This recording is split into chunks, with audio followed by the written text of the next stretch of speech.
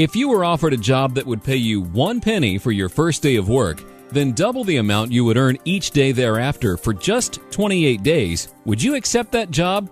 Probably not, right?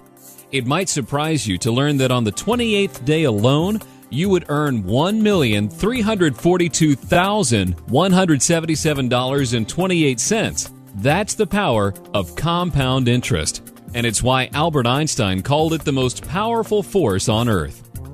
However, this scenario assumes that no taxes are taken out. So, let's now assume that you would have to pay taxes each day on your earnings, and that the money you would earn the next day would be double the after-tax amount. Assuming you were in the 30% tax bracket, how much do you think you would end up earning on day 28?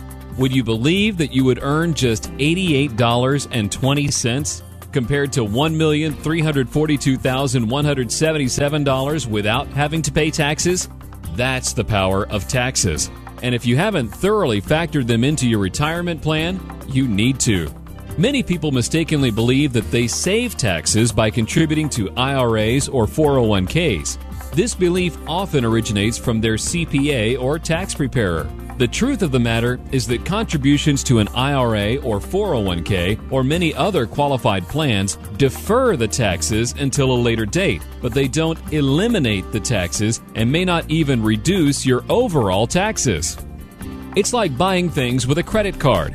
Although you don't have to pay for the goods the day you purchase them, you will have to pay for them when the credit card bill comes in the mail. The same holds true with deferred taxes. Although you don't have to pay the taxes the year you make the contributions, you will definitely have to pay them when you take the distributions. Many advisors suggest that you maximize your contributions to qualified plans that defer your taxes. They assume that since you'll be making less money during your retirement, that you'll be in a lower tax bracket.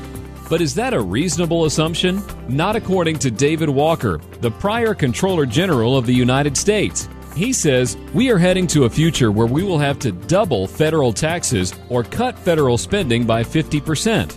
With the wars, natural disasters, current problems with Social Security and Medicare programs, and all of the federal bailouts, it certainly looks like David Walker might be right.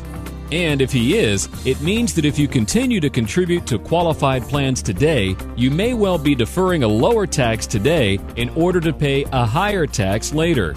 Focusing on just reducing your current year's taxes is akin to being stuck in the desert and pouring the water in your canteen over your head to cool off. While it certainly might be refreshing at the moment, 3 days later when you're dehydrating, you'll regret that decision. When it comes to taxes, the tax rate or tax bracket is just one thing to take into account. For complete tax planning, you must also consider how the growth or interest on your savings will be taxed. For example, if you were a farmer that grew apple trees, what would you rather be taxed on? The seeds that you planted or each apple that you picked? You would obviously want to be taxed on the seeds because you only plant them once, but you harvest apples year after year after year. The same holds true with your retirement accounts. Some vehicles allow you to be taxed up front on the seeds, which would be your contributions, while others require that you be taxed on the harvest, which is when you take your distributions. You want to position yourself to pay the least amount of taxes over your entire lifetime, not just for one particular year. That would be like coaching a football team with the goal to win one particular quarter instead of winning the overall game. The most powerful way to reduce your taxes over your lifetime is by becoming your own banker. When structured properly, you will not be penalized for accessing your money before reaching a certain age, or be required to begin withdrawals, or be limited to contributing a certain amount, like you will be with a government-sponsored plan like the 401k or IRA or Roth IRA. And you will not have restrictions as to where you can put your money, like you will be with most qualified plans. And you will not be burdened with an unknown future tax liability like 401ks and IRAs. By becoming your own banker, you will soon be in a position to stop supporting the employees and shareholders of other banks and finance companies through all of the interest you're paying to them. Plus, you will be able to reduce the amount of taxes you must pay to the government, and instead use that money to support you and your family. Becoming your own banker will prove to be one of the wisest decisions of your lifetime.